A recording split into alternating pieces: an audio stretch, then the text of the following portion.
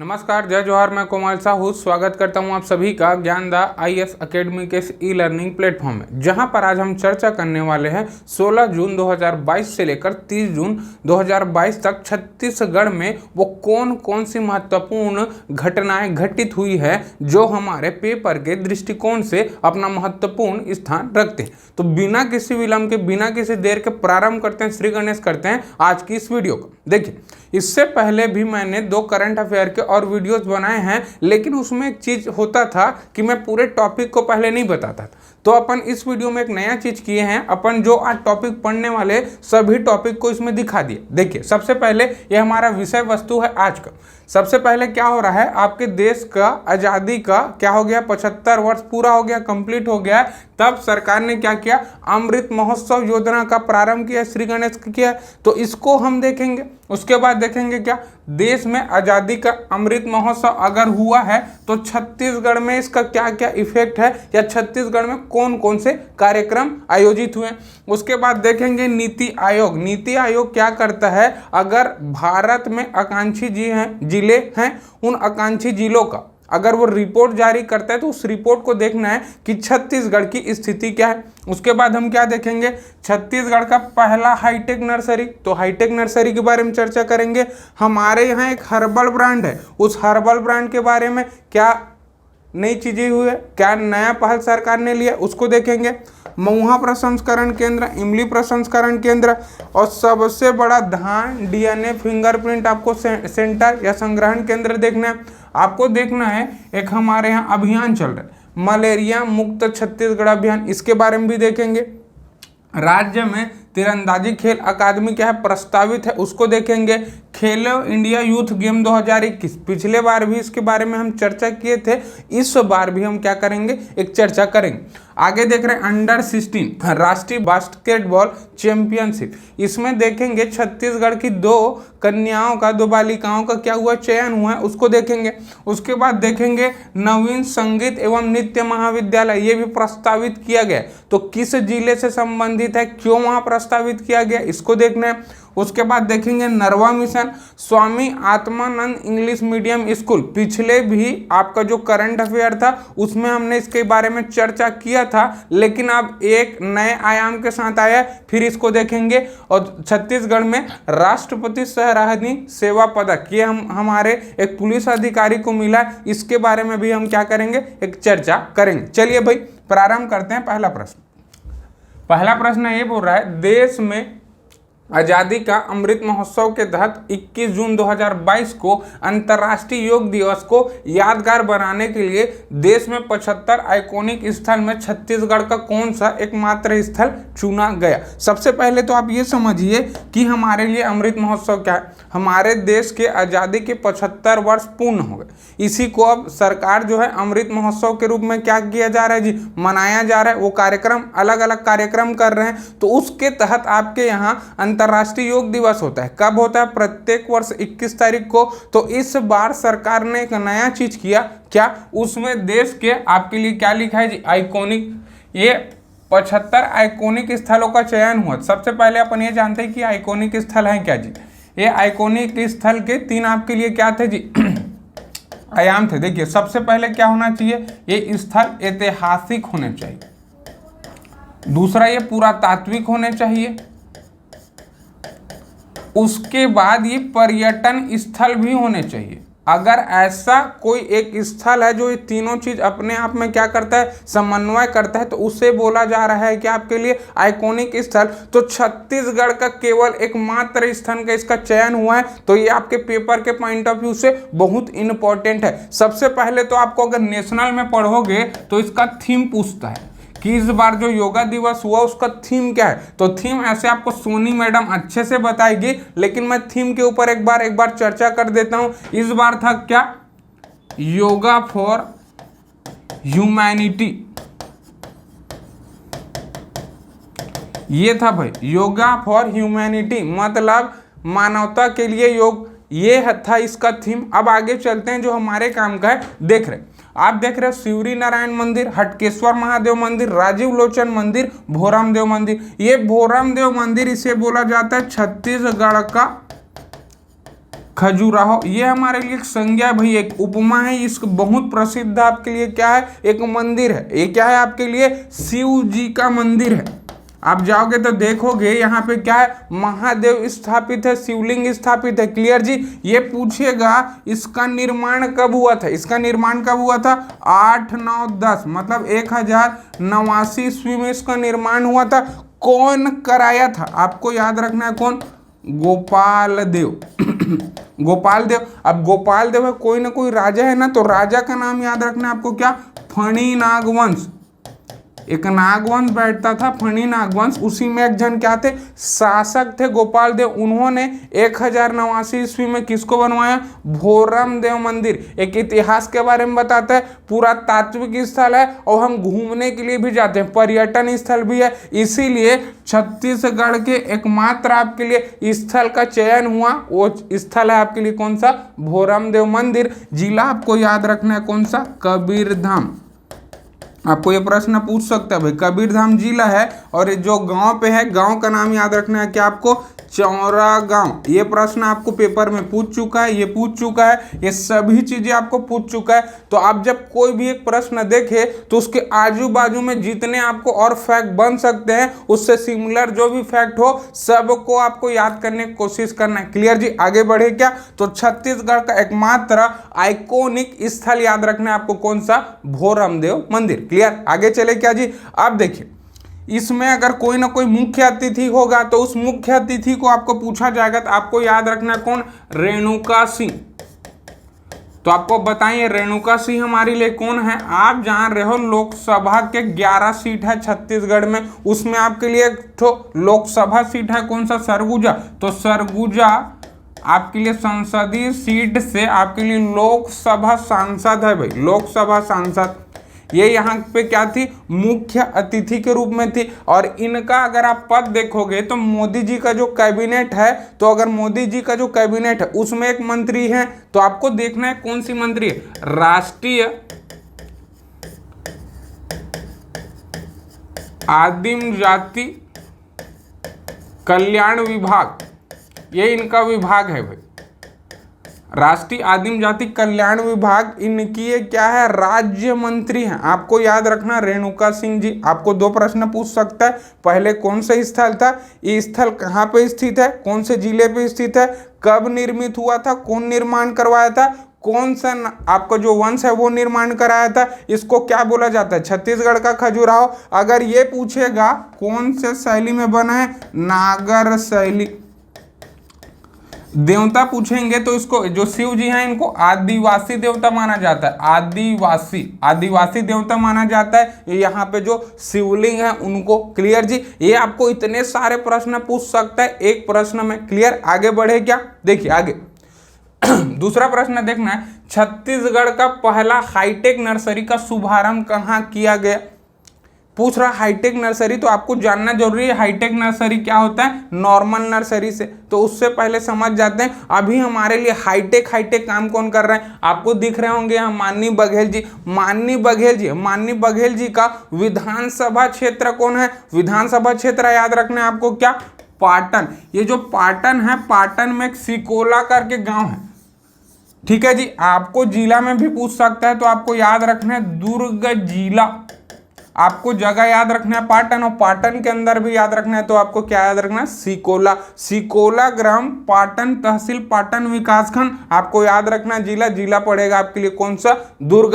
अब hi tech nursery देखिए भाई, इसमें खास चीज ये आ रहा है, आप नॉर्मल नर्सरी पे लगाओगे तो आप क्या करते हो, वहां पे नए बीजों को डालोगे, उसका क्या होता है, संवर्धन होता है। उसके बाद आप क्या कर सकते हो, उसको अच्छे तरीके से वृद्धि कर सकते। लेकिन इनमें जब इसका हाईटेक नर्सरी का उद्घाटन हुआ तब माननीय बघेल जी ने कहा कि इसमें जो नर्सरी में जो भी पौधे लगाए जाएंगे उसका ग्रोथ रेट नॉर्मल जो आपके पौधे रहेंगे तो 5 से 50 गुना ज़्यादा रहेगा, मतलब बहुत फास्ट ग्रो करेगा। ऐसे इस नर्सरी को डेवलप किया जा रहा है। तो छत्तीसगढ़ का पहला हाईटेक नर्सरी आपके लिए डेवलप किया जा रहा है कहाँ, सिकोला ग्राम, पाटन विकासखंड, दुर्ग जिला।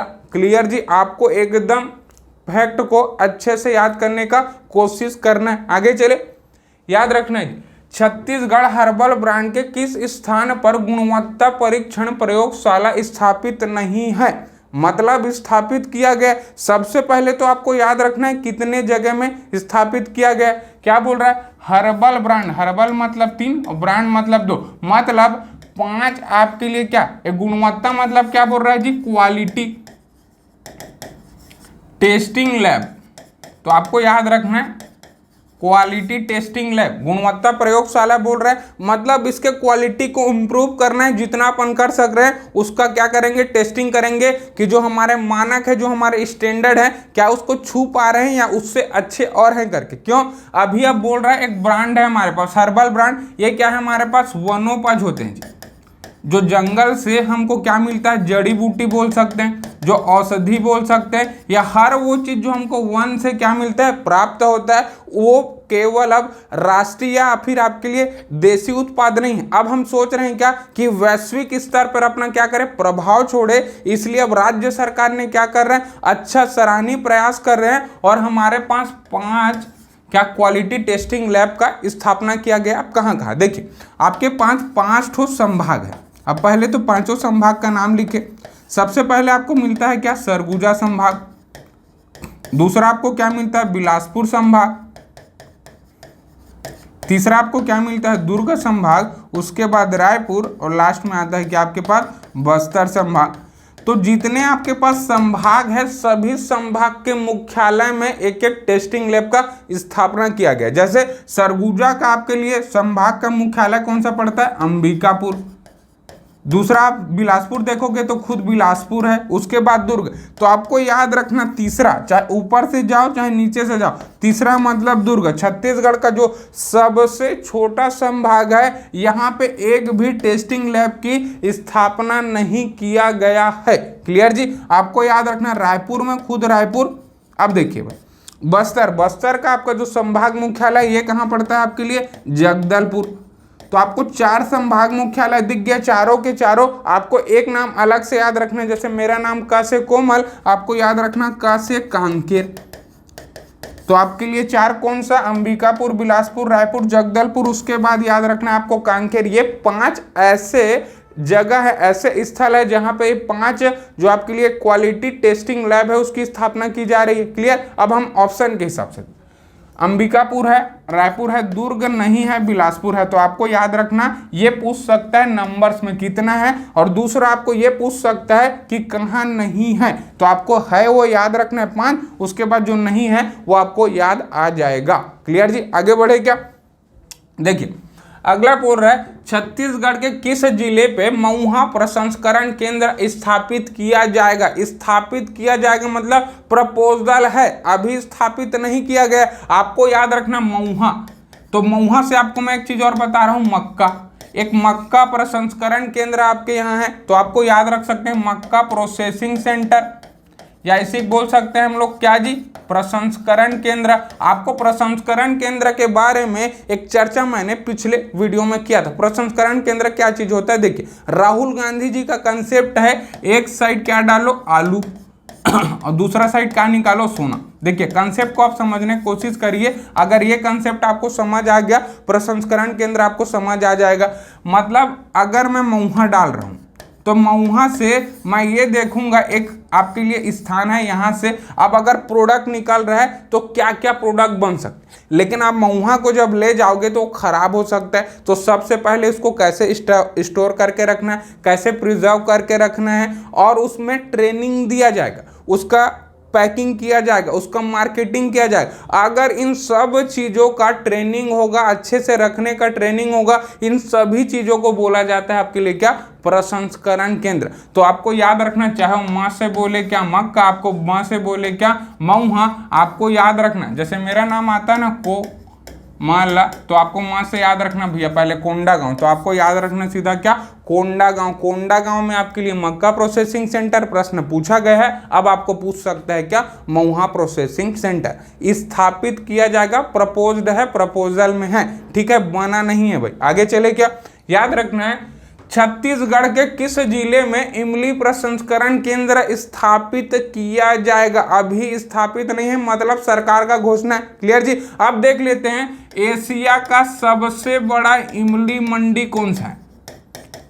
एशिया का सबसे बड़ा इमली मंडी ये कौन सा जगह है भाई? आपके लिए बस्तर। मतलब आपको याद रखना है, अगर सबसे ज्यादा ट्रांजैक्शन होगा, सबसे ज्यादा उत्पादन होगा, तो हमको उसी जिले पे क्या होगा, ये इमली प्रसंस्करण केंद्र का स्थापना किया जाएगा। आपको याद रखना है भाई बस्तर। बस्तर है आपके लिए एशिया का सबसे बड़ा इमली मंडी। यहाँ पर अगर एक साल का ट्रांजैक्शन देखोगे, लगभग 11,000 से लेकर 15,000 करोड़ का ट्रांजैक्शन होता है। बहुत बड़ा अमाउंट है भाई, इसीलिए इमली प्रसंस्करण केंद्र का स्थापना किया जाएगा आपको बस्तर जिले में। आगे चले क्या? देखिए भाई, बोल रहा है छत्तीसगढ़ शासन द्वारा संचालित मलेरिया मुक्त छत्तीसगढ़ अभियान के तहत हाल में प्रदेश के किस जिले में अभियान के 100% लक्ष्य को पूर्ण कर लिया गया? देखिए, आप कंसेप्ट बना के पढ़िए, आपको याद होगा जी। क्लियर जी। अच्छा, मैं आपको एक चीज और बोल देता हूं। मान लो आपको ये PDF चाहिए होगा, जितना मैं आपको पढ़ाऊंगा और जैसा जैसा मैं लिखा हूं, जैसे ये सब चीजें लिखा हूं, आपको एज इट इज चाहिए तो आप एक काम कर सकते, ये वीडियो आएगा उसी के नीचे आपको क्या होगा, लिंक होगा। उस लिंक में आपको ज्ञानदा IAS एकेडमी का जो एंड्रॉइड ऐप है उसका लिंक रहेगा। आप वहां पे जाएंगे, आपको उस ऐप में सब जो आपके PDF है वो सब अवेलेबल हो जाएंगे। क्लियर जी। आगे बढ़ूं क्या? आपको याद रखने देखिए, छत्तीसगढ़ शासन दल अब ये बोल रहे हैं क्या, मलेरिया मुक्त छत्तीसगढ़ अभियान। सरकार क्या सोच रही है कि किसी आदमी को मलेरिया ना हो, तो आपके लिए क्या कर रहा है, मलेरिया मुक्त छत्तीसगढ़ अभियान चला रहा है। अब देखिए, मलेरिया, मच्छर कहाँ होंगे, जहां सबसे ज्यादा जंगल होंगे। भाई जंगल खत्म होते जाएंगे, मच्छर खत्म होते जाएंगे। शहर में जो आपका क्या है जी, मच्छर ज्यादा होते हैं, आपका आसादी का कारण है भाई। आप स्वच्छता नहीं रखते इसलिए होता है, लेकिन बेसिकली जो मच्छर होते हैं वो कहाँ पे होते हैं, जहाँ पेड़ पौधे जाते होते हैं। तो आपको याद रखना, छत्तीसगढ़ में सबसे घना जंगल आपको कहाँ मिलता है, अबूझमाड़। अबूझमाड़ कहाँ आता है आपके लिए, नारायणपुर में। अगर आप ये भी कंसेप्ट लगा सकते हो, ज्यादा अगर आपको मच्छर चाबा, मलेरिया हुआ, नारायण मतलब परलोक सिद्धार्थ दोगे। आपको याद रखना, नारायणपुर जिला में लगभग अभी आबादी आपके लिए कितना, मैं गवर्नमेंट रिपोर्ट बता रहा हूं भाई, आपके लिए 1,42,000 लोग हैं और सभी लोग का मलेरिया का टेस्टिंग हो गया। तो ये छत्तीसगढ़ का पहला जिला है जहां मलेरिया का 100% टेस्टिंग हो गया। आपको याद रखना, एक जिला, आपको स्वास्थ्य से बहुत सारे क्वेश्चंस बनते हैं, आपको ऐसे क्वेश्चन छोड़ने नहीं है भाई। क्लियर। आगे बढ़े क्या? याद रखना आपको, देखिए, आजादी की 75वीं वर्षगांठ पर आयोजित अमृत महोत्सव योजना के अंतर्गत केंद्र सरकार के द्वारा राज्य के 3, पहले तो प्रश्न आपको ये भी पूछ सकता है, राज्य के कितने, तो आपको 3 याद रखना है। स्वतंत्रता संग्राम सेनानियों के गृह ग्राम को विकास के लिए चुना गया। देखिए, इनमें निम्न में से कौन शामिल नहीं है, मतलब आपके लिए केवल 3 रहेगा, एक ऑप्शन आपके लिए गलत है। ऑप्शन देखते हैं। सबसे पहले लिखा है क्या, पंडित रविशंकर शुक्ल। पंडित रविशंकर शुक्ल जी हैं, इनके नाम पे हमारे यहाँ एक विश्वविद्यालय है, आप जानते होंगे ना। ठीक है, आपको याद रखना है 3 बार मुख्यमंत्री बने हैं भाई, 2 बार आजादी के पूर्व और 1 बार आजादी के बाद। जब मध्य प्रदेश बना था तो मध्य प्रदेश के पहले मुख्यमंत्री हमारे लिए कौन, पंडित रविशंकर शुक्ल जी। लेकिन इनका जो जन्म स्थल है वो सागर, आप सागर जान रहे हो, MP में पड़ता है, मध्य प्रदेश में पड़ता है। दूसरा ठाकुर प्यारेलाल जी, ठाकुर प्यारेलाल जी का जो आपके लिए गृह ग्राम है वो हमारे लिए कौन सा, सेमरा ग्राम या फिर सेमरा दहिहान बोलते हैं इसी को, सेमरा दहिहान। ये आपके लिए कौन से जिले में पड़ता है, राजनांदगांव जिले में। तो आपको याद रखना है राजनांदगांव। क्लियर जी। उसके बाद है छोटेलाल श्रीवास्तव जी, इनके बारे में तो आप जानते होंगे, कंडेल नहर सत्याग्रह हुआ था, तो कंडेल ग्राम आपके कौन से जिला में पड़ता है, धमतरी। क्लियर जी। आपको याद रखना है कौन, कंगलू कुमार, कंगलू का से याद रखना कांकेर, तो इनका जो गृह ग्राम है वो कांकेर है। अब देखिए, पहली बार छत्तीसगढ़ में आपके लिए गांधी जी आए कब? ये कंडेल नहर सत्याग्रह हुआ था कब आपके लिए? 1920 में। अब 1920 में जब पहली बार कंडेल नहर सत्याग्रह होता है, गांधी जी जब आए थे तो कांकेर से 2-3 लोग आए थे, उसमें एक थे कौन आपके लिए? कंगलू कुम्हार। इनके नाम पे कॉलेज भी अब जब आप कांकेर जाओगे तो ठीक है जी। और आप इंद्रू केवट का नाम सुने होंगे, तो ये जो इंद्रू केवट जी हैं और कंगलू कुम्हार जी हैं, दोनों के दोनों से मिले थे कौन हमारे लिए? महात्मा गांधी जी। तो आपको याद रखना है तीनों नाम, चूंकि ये सागर से हैं भाई, सागर हमारे छत्तीसगढ़ का नहीं है। और आपको प्रश्न में पूछा राज्य के 3, तो ये राज्य से बाहर के हैं, तो हमको याद रखना है तीनों नाम, आपको पेपर में पूछ सकता है अमृत महोत्सव योजना के तहत। क्लियर? आगे चले क्या? आपको याद रखना है छत्तीसगढ़ का सबसे बड़ा धान डीएनए फिंगरप्रिंट संग्रहण केंद्र कहाँ स्थित है? सबसे पहले तो याद रखना राज्य का पहला और एकमात्र कृषि विश्वविद्यालय आपके पास कौन सा है जी?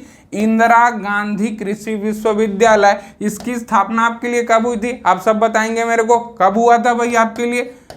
1987 पे हुआ था क्या? 1987 पे इनका क्या हुआ था? स्थापना हुआ था। और ये इसकी खास बात समझिए, यहाँ पे जो धान का, जैसे हम लोग बोलते हैं ना कितना वैरायटी है, तो अगर आप धान का टोटल वैरायटी देखोगे तो 16,700 प्रकार के यहाँ पे धान के वैरायटी हैं। और उन सब धान के वैरायटी को, जैसे हर आदमी का फिंगरप्रिंट अलग अलग होता है, अगर दुनिया में 7 अरब लोग हैं, 700 करोड़ लोग हैं, सबका फिंगरप्रिंट अलग होगा। वैसे आप धान देखते जरूर हो, आपको लगेगा सर कि ये धान है और एक प्रकार का धान नहीं।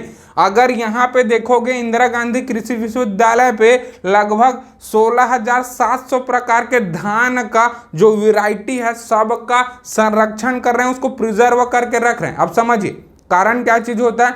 मान लो, अब सोचो छत्तीसगढ़ में अभी धान का रेट 2500 था पिछले साल, अगर मान लो सरकार उसको 5,000 कर, तब क्या होगा? पूरे राज्य में केवल धान की खेती होगी। और मैं एक साउथ का मूवी देखा था जिसमें क्या हुआ था कि कनकट्टा का तिलचट्टा का क्या होता है? पाकिस्तान से आक्रमण होता है और पूरा आपके देश का क्या हो जाता है जी? पूरा जितना फसल होता है सबको बर्बाद कर देते हैं। अगर सोचो भारत केवल धान उगाए और पूरा ऐसा कोई महामारी आ जाए जिससे पूरा धान क्या हो जाए?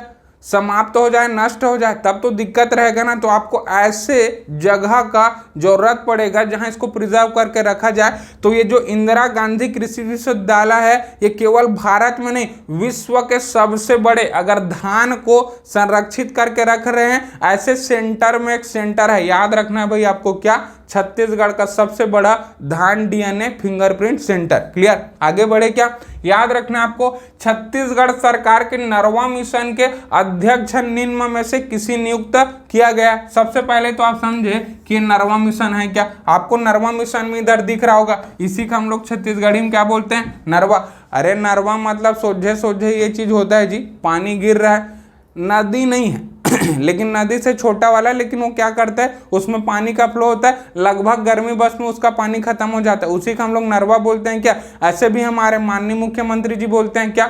नरवा, गुरवा, घरवा और बारी, यही 4 ठोक हमार चिन्हारी है, संगवारी बोलते हैं कि नहीं बोलते? तो आपको याद रखना, इसी के लिए अब क्या लाया गया है? नरवा मिशन। अभी आप देखोगे छत्तीसगढ़ की कुल भूमि का केवल 38% क्या होता है? सिंचाई होता है भाई।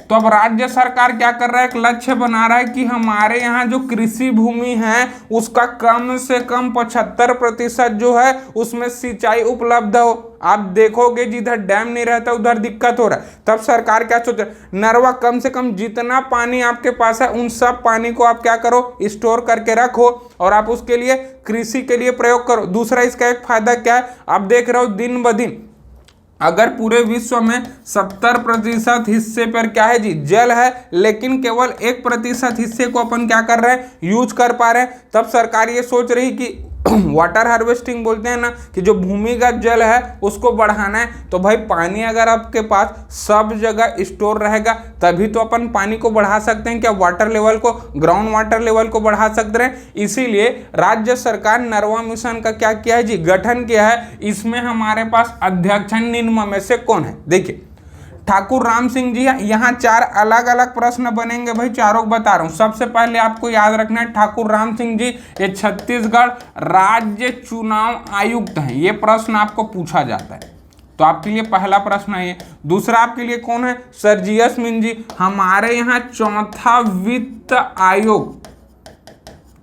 वित्त आयोग आया है, इसके क्या हैं? ये अध्यक्ष हैं, चेयरमैन है। ये प्रश्न आपको पूछा जाता है, तो आपको याद रखना है कौन? सर्जियस मिंज। आपको याद रखना सुब्रत साहू, ये हैं भाई आपके नरवा मिशन के कौन? अध्यक्ष। याद रखना हमको रीना कांगले जी, तो ये जो है हमारे लिए क्या? राज्य चुनाव पदाधिकारी हैं। तो ये चारों के चारों आपको सेपरेट प्रश्न बनते हैं, तो ये तीनों प्रश्न तो आपको बनते हैं। इस बार ये चौथा प्रश्न आपको बन सकता है कि जो नरवा मिशन है उसके अध्यक्ष कौन है? आपको याद रखना है कौन? सुब्रत साहू। आगे बढ़े क्या? आपको याद रखना है नीति आयोग द्वारा जारी champion of change delta ranking, आपको इस नाम से देता है। डेल्टा रैंकिंग के शिक्षा सूचकांक में छत्तीसगढ़ के किस जिलों को चौथा स्थान प्राप्त हो? किस जिले को बोल रहा है, सॉरी, किस जिले को चौथा स्थान प्राप्त हुआ है? आप सबसे पहले आप समझिए ये नीति आयोग है क्या। आप अगर सोनी मैडम का पिछला वीडियो देखे होंगे तो सोनी मैडम बताई थी कि नीति आयोग क्या है, ठीक है जी। तो नीति आयोग के बारे में आप वहां जाके देख लेंगे। मैं आपको डिस्क्रिप्शन में एक आपको क्या कर दूंगा, लिंक शेयर कर दूंगा। देखिए मैं बता रहा हूं, नीति आयोग जो है आकांक्षी जिलों आकांक्षी जिले, आपको ये वर्ड सुनाई देगा लेकिन इसका मीनिंग समझ नहीं आएगा। इसका मतलब होता है अति पिछड़े। अब अति पिछड़े जिले, तो अति पिछड़े कौन से जिले होंगे? जहां पे एसटी या फिर एससी जिला होगा। तो एसटी एससी जिला जहां पे इनकी जो बहुलता होती है वो बहुत ज्यादा होती है, जनसंख्या बहुत ज्यादा होती है या प्रतिशत बहुत ज्यादा होता है। तो छत्तीसगढ़ में ऐसे 10 जिले हैं जिसे क्या बोला जाता है? आकांक्षी जिले। पूरे भारत में आप देखोगे तो भारत में 115 जिले हैं भाई, और 10 जिले हैं किसमें? छत्तीसगढ़ में। तो इसका क्या होता है? डेल्टा रैंकिंग होता है। तो इसका 5 ठो आपके लिए क्या होता है? क्षेत्र होता है। कितना क्षेत्र होता है जी? 5 क्षेत्र। तो 5 क्षेत्र अगर देख पाओ तो देखिए, सबसे पहले होता है आपके लिए कौन सा? शिक्षा। दूसरा होता है आपके लिए क्या? स्वास्थ्य एवं पोषण। तीसरा होता है आपके लिए क्या? कृषि एवं जल संसाधन। आपको ये सब प्रश्न पूछता है भाई। आप ये समझ रहे होगे सर आप कैसे बता रहे हो? भाई मैं बता एक्स्ट्रा नहीं रहा हूं आपको। ऑप्शन में आप पिछले 2 साल का छत्तीसगढ़ पीएससी और 2 साल का व्यापम का पेपर देख रहे होगे। वो अब अपने क्या बोलते हैं लिमिट को थोड़ा क्रॉस कर चुका है। पेपर अब आपसे नॉर्मल नहीं पूछा जाता, तो आपको ये सब चीज देखना है और कॉपी बरोबर एकदम अच्छे तरीके से लिखना है। शिक्षा, स्वास्थ्य शिक्षा, कृषि एवं जल संसाधन। उसके बाद पूछता है वो किसमें? वित्तीय समावेशन एवं कौशल विकास। और एक होता है आपके पास क्या? 5वां मूलभूत ढांचा। ये पांचों में क्या करता है? वो रैंकिंग करता है, जिसमें पूछ रहा है शिक्षा में। आपको शिक्षा सूचकांक के पहला लिखा था आपको शिक्षा, इसमें राज्य का कौन सा जिला है जो हाल में आपका एक रिपोर्ट आया उसमें चौथा स्थान प्राप्त किया? क्लियर जी। अब मैं आपका शिक्षक हूं, तो आपको याद रखना है क्या? शिक्षक और शिक्षा। तो मेरा नाम क्या है? को से चालू होता है, तो आपको याद रखना भाई का से कोंडागांव। कोंडागांव आपके पूरे देश के 115 जो आपके आकांक्षी जिले हैं उसमें चौथे नंबर में है शिक्षा में अच्छा ग्रोथ करने के लिए, अच्छा प्रयास करने के लिए। क्लियर। आगे बढ़े क्या? आपको याद रखना है अगला, नीति आयोग द्वारा जारी डेल्टा रैंकिंग के कृषि एवं स्रोतों मतलब कृषि एवं जल संसाधन में राजनांदगांव जिला देश में कौन सा स्थान पूछा है। देखिए 2 अलग अलग प्रश्न है। पहले में आपको क्या दिया था? स्थान पूछा था, जिला पूछा था। अब आपको क्या कर रहा है? जिला दे दिया है। अब पूछ रहा है कौन से स्थान पे है। क्लियर जी। आपको चाहे कृषि बोले चाहे आपके लिए क्या बोले शिक्षा बोले, दोनों में हम लोग चौथे स्थान पे है। तो आपको बिना किसी हेजिटेशन के याद रख लेना है कौन सा? चौथा स्थान। आगे बढ़े क्या? अगला प्रश्न पूछ रहा है नीति आयोग द्वारा जारी डेल्टा रैंकिंग के मूलभूत ढांचा। आपको 5वां लिखा था क्या? यही मूलभूत ढांचा। देखिए ये जो आपके लिए मूलभूत ढांचा लिखा था इसमें पूछ रहा है मूलभूत ढांचा में छत्तीसगढ़ का वो कौन से 2 जिले हैं जो क्रमशः प्रथम एवं द्वितीय स्थान पर है। आपको ये प्रश्न पूछने की संभावना बहुत ज्यादा है। देखिए आपको बस्तर, कोंडागांव, सुकमा बस्तर, नारायणपुर बस्तर आपको याद रखना। क से कोमल सर, क से कांकेर और याद रख लेना। उसके बाद क्या, बीजापुर। मतलब अगर आप क्या कर रहे हैं, मूलभूत ढांचा बना रहे हो, लोन लोगे, लोन लेने के लिए आपको क्या करना पड़ेगा, बेचना पड़ेगा, बिक जाएगा। तो बी से याद रखना आपके लिए क्या, बीजापुर, और क से याद रखना आपके लिए क्या, कांकेर। आगे बढ़े क्या, याद रखना आपको अंडर 16 राष्ट्रीय बास्केटबॉल चैंपियनशिप टीम में राज्य के किन खिलाड़ियों ने अपना स्थान बनाया है। बोल रहा है क्या, बास्केटबॉल चैंपियनशिप, लेकिन अंडर 16 केवल 16 साल के नीचे वालों को बोल रहा है। अब देखिए भाई, बास्केटबॉल मान लो आप खेल रहे हैं, बास्केटबॉल देखे होंगे ना, ये आपको दिखाई दे रहा होगा बास्केटबॉल। ये जो बास्केटबॉल है उसको आप रात में खेलोगे तो अच्छा लगेगा, और रात में अगर खेलोगे मान लो लाइट गोल हो गया, मतलब आपको चंद्रमा की जरूरत पड़ेगा। चंद्रमा मतलब क्या होगा, मून। तो आपको याद रखना, मून से याद रखना है क्या, मोनी। तो मोनी आडला याद रखना है। उसके बाद याद रखना है, आप प्रार्थना करोगे कि भगवान लाइट जल्दी आ जाए, लाइट जल्दी आ जाए, तो आपको याद रखना मोनी आडला, आपको याद रखना प्रार्थना साल्वे। ये दो ऐसी बच्चियां, ऐसी दो बालिकाएं हैं, दो खिलाड़ी हैं जिनका अंडर 16 राष्ट्रीय बास्केटबॉल चैंपियनशिप टीम में क्या हुआ, सिलेक्शन हो रहा है। और इनका भी चैंपियनशिप होने वाला है कहाँ पे, ये आयोजन स्थल आपके लिए इंपॉर्टेंट है। अगर पेपर डीपर हुआ तो आपको याद रखना है क्या, जॉर्डन।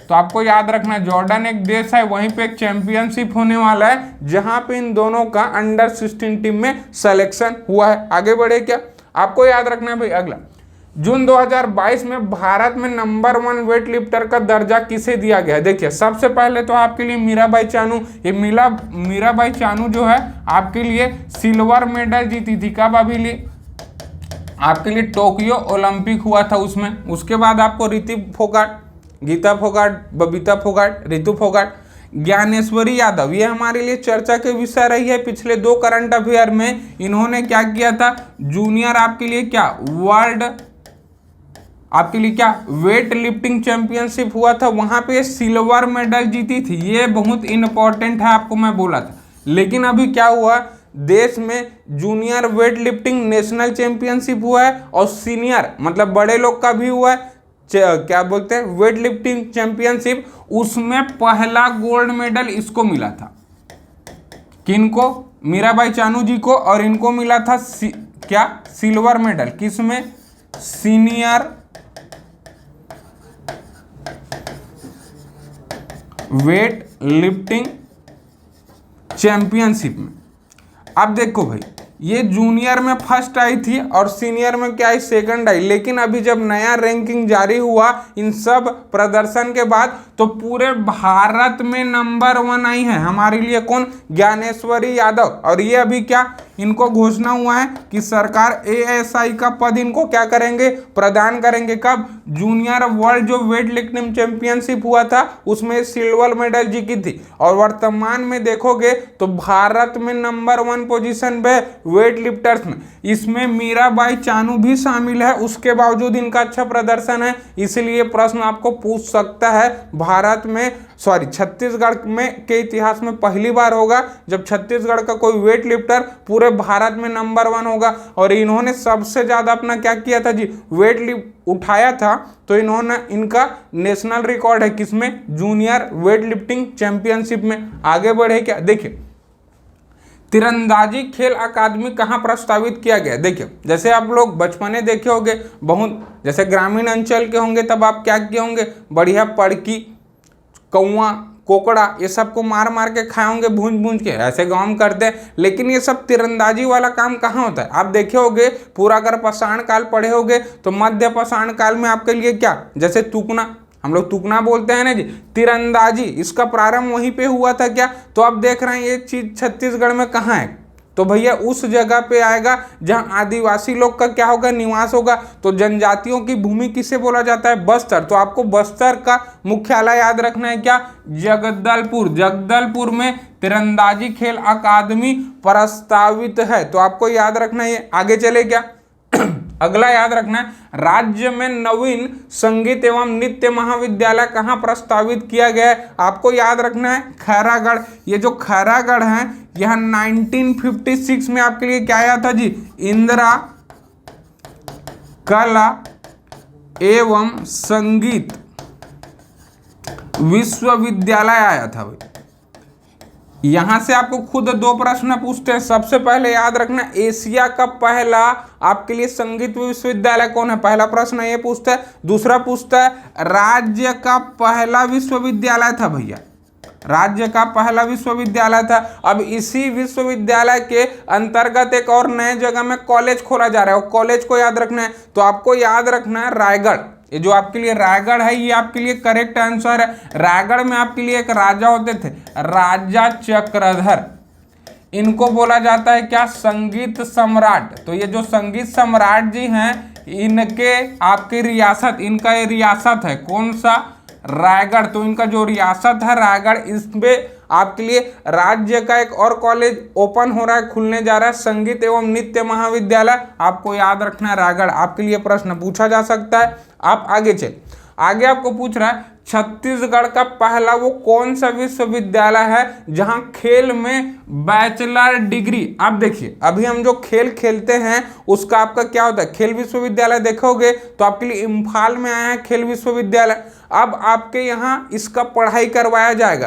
तो आपको याद रखना इन सब में, सबसे पहले रविशंकर विश्वविद्यालय, हेमचंद विश्वविद्यालय, नंद कुमार पटेल विश्वविद्यालय, अटल बिहारी वाजपेयी विश्वविद्यालय। देखिए आपको याद रखना है, यहां से आपको एक प्रश्न बनेगा, राज्य का 9वां या इसी बोल सकता है नवीन राजकीय विश्वविद्यालय कौन है। आपको यहां से एक प्रश्न बन सकता है। तो जो प्रश्न बन सकता है वो बता रहा हूं, नंद कुमार पटेल विश्वविद्यालय, ये आपके लिए कहां पड़ता है जी, रायगढ़ में। क्लियर।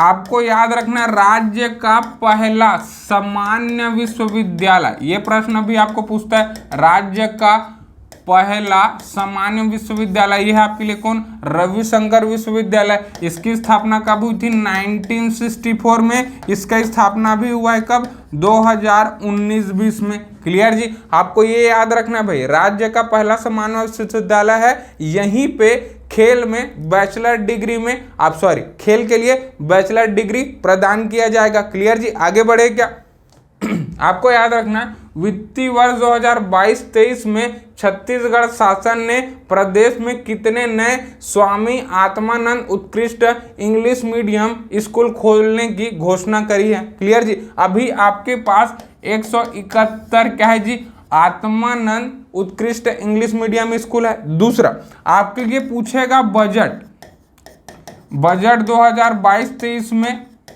ये वित्तीय वर्ष लिखा है, बजट नहीं लिखा है, दोनों अलग अलग प्रश्न पूछेगा। तो इसमें 50 नए प्रस्तावित थे, लेकिन अब इसका मांग इतना बड़ा है, इतना बड़ा है। अब इसका टोटल आप देखोगे तब वो कितना, इस साल खुलेगा कितना आपके लिए, 76।